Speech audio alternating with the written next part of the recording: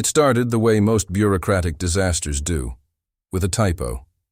Somewhere between the unified accord of sentient spheres application queue and an overworked admin slug's third coffee nap, Lieutenant Commander Avery Scorch Halden, a decorated U.S. Navy SEAL, was mistaken for a peaceful cultural envoy, not that she noticed. When her transport pod landed on the tranquil moon of Velvacar and a ceremonial choir of 12-limbed pastel beings offered her a blossom wreath and an ohm of welcome, she responded the only way a woman recently extracted from a Black Ops raid in Io's sulfur swamps could. She scanned for hostiles, yanked a folding knife from her boot, and low-crawled behind the punch table. The crowd screamed. Confetti exploded. Somewhere, a scent-sensitive flower being fainted into a puddle of emotional reassurance. Avery, half-camouflaged in streamers, whispered, "Clear!" and bit into a protein bar that tasted like iron filings and disappointment. Within minutes, her face was plastered across the Xeno Peace Institute orientation feed under the headline, "Earth Diplomat Arrives, Likes Hiding, Hates Banners." Meanwhile, the student body, a jittery collective of pacifists raised in empathy tanks and lullaby pods, gathered around Glibitor the Unblinking, a 9-foot-tall floating jellyfish with a PhD in compassionate conflict avoidance. "Surely this is an error," he murmured, gently rotating his bioluminescent tendrils like a worried mobile. But it was too late. Avery had been formally welcomed, signed into the semester's peace protocols via thumbprint on a leaf, and issued a reusable mug labeled "Love Wins, War Loses." She used it as a shiv holder. Her introduction seminar was a full-blown culture crash. Assigned to Peace Theory 101, Hugs Before Harm, she sat surrounded by beings shaped like de-escalation manuals and bubble tea, arms crossed, expression calcified. When Glibitor asked the class to name a foundational tenet of conflict, "Prevention," Avery muttered. "Suppressive fire?" By day 3, the student complaints started. One aquatic triplet accused her of hyper-aggressive aura discharge. A feathered being sobbed because she called the empathy pool a microbial stew for hippies. The peace garden wilted after. She repurposed a rake as an improvised riot control hook. And then there was the Fralix Tea incident.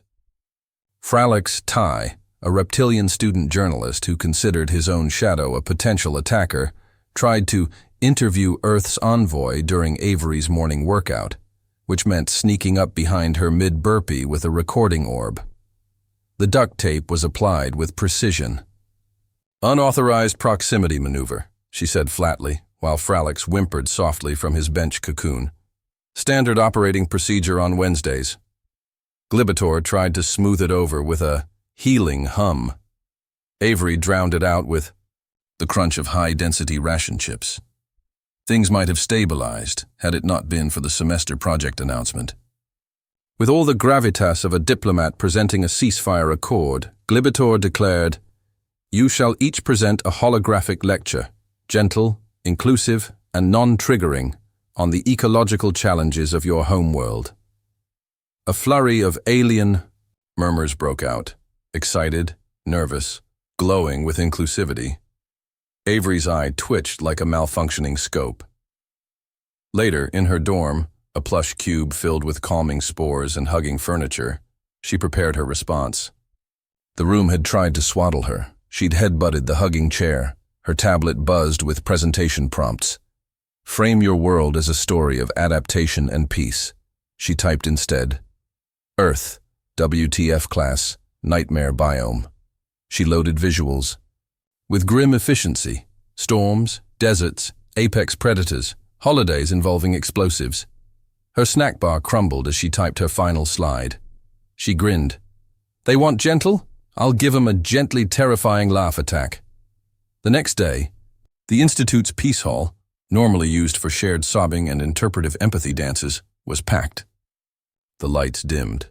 A slide flickered into life, accompanied by a human voice that sounded like a veteran trying not to punch the microphone.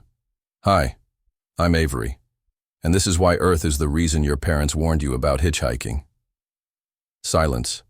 blanketed the hall like a fog of existential dread as Avery clicked to the next slide, unfazed by the disbelieving stares of gelatinous beings, feathery diplomats, and one plant creature that had started shedding leaves out of panic.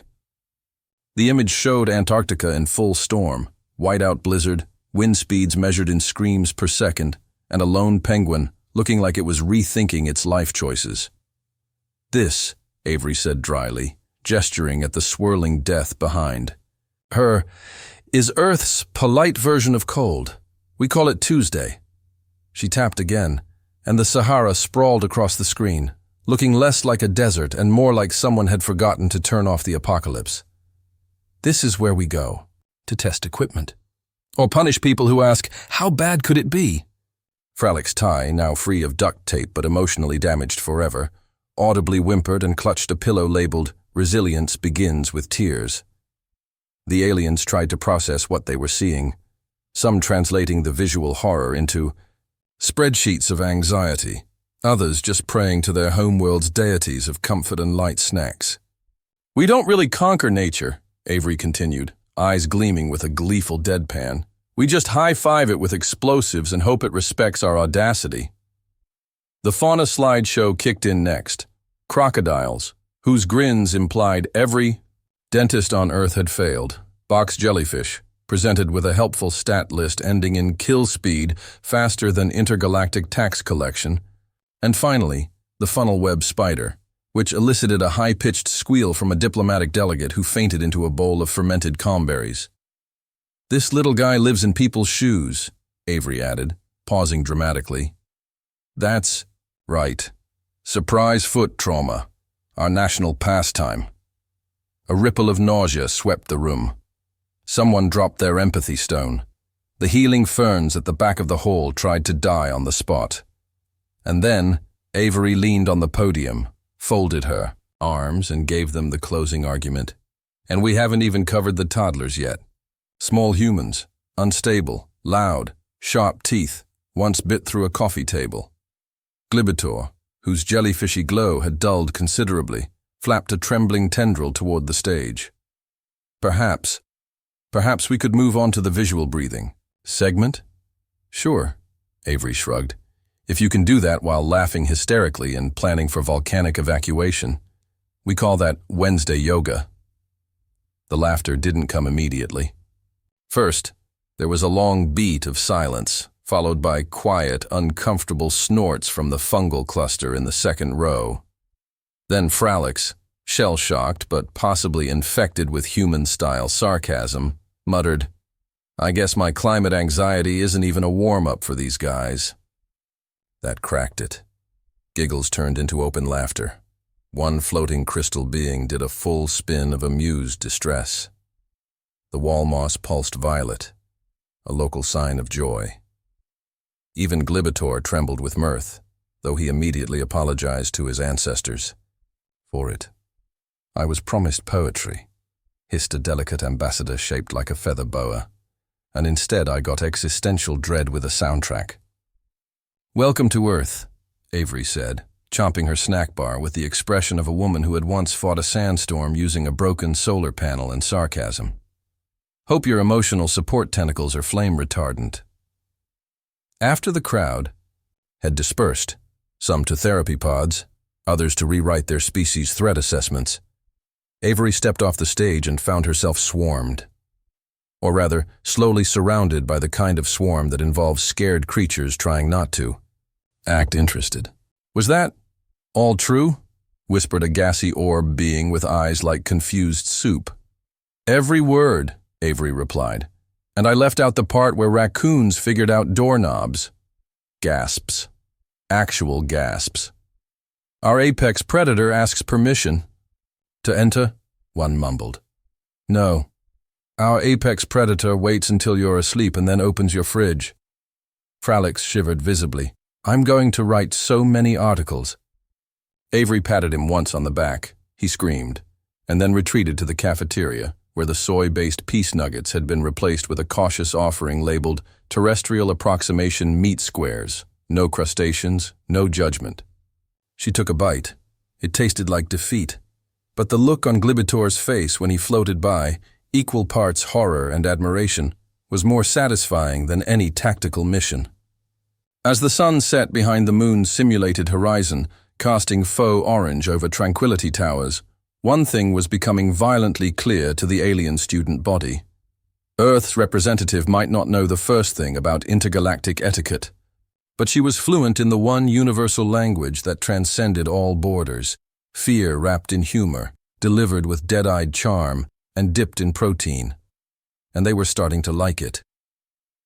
By the third week, Lieutenant Commander Avery Halden had unintentionally become the most influential figure on the tranquil moon of Velvacar, though influential in this context meant she had broken 5 empathy fountains, inspired an underground club of alien students calling themselves the Chaos Contemplators, and forced the administration to install panic hatches in every classroom labeled, "In case of human anecdote, flee."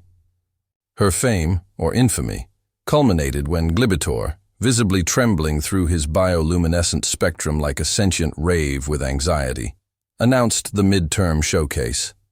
A cultural presentation open to the galactic public, streamed across the Unified Accords Education and Enlightenment Network, and featuring each species' chosen student delivering a soft power overview of their homeworld's relationship with ecology and emotional resilience.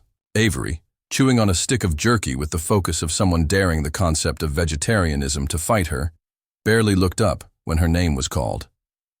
"You will go last," Glibitor said, voice flat with the kind of resignation only someone who has Googled Earth insects can truly understand. "You are our dramatic crescendo." The event was scheduled to take place in the Great Petal Hall, a shimmering amphitheater made from living crystal flora that resonated soothing vibrations to calm the audience. A setting, now preparing, for a PowerPoint presentation labeled Earth, Planetary Pain Simulator Deluxe, now with toddlers. One by one, the students took the stage. A sentient mushroom showed footage of their spore fields, undergoing seasonal symbiosis therapy. A crystalline being recited a poem about snow and forgiveness. A cloud entity wept softly into a mood orb. And then it was Avery's turn.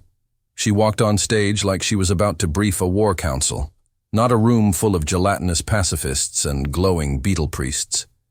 Dressed in a tactical vest covered in emotional support pouches, one of which suspiciously held a tactical granola bar, she placed her tablet on the crystalline podium and opened with, "Strap in, there will be no refunds." The opening slide was simply the word Earth in all caps, surrounded by a field of warning symbols that none of the alien languages could translate because they weren't symbols. They were just actual photos of Australian wildlife. Then came the narration. "You think your planet's dangerous? We have seasons that actively try to murder you. We have animals that look like toys, but inject neurotoxins. Our plants lie about being edible. And don't get me started on the ocean. It's like if anxiety and entropy had a baby and gave it fins." One of the beetle priests began softly reciting a holy hymn for protection. Avery tapped the screen again. "We don't run from danger.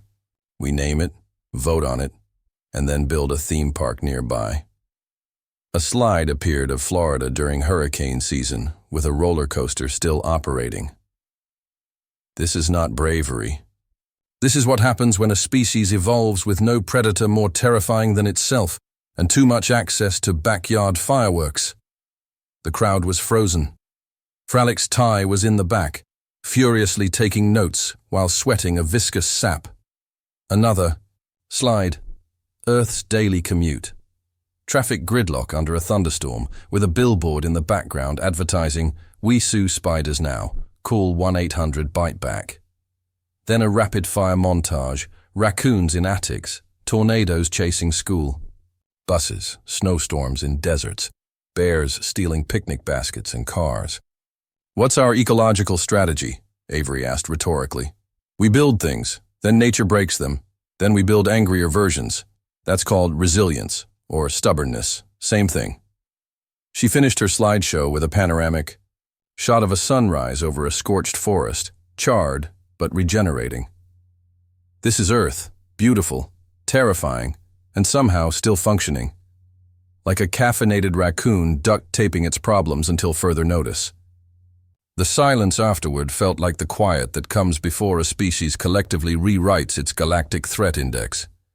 Glibitor floated slowly to the stage, blinking in patterns that screamed, "I've made so many mistakes." He cleared his dry, non-existent throat and turned to the crowd. "That concludes our showcase, and, applications for transfers to Earth will be reviewed."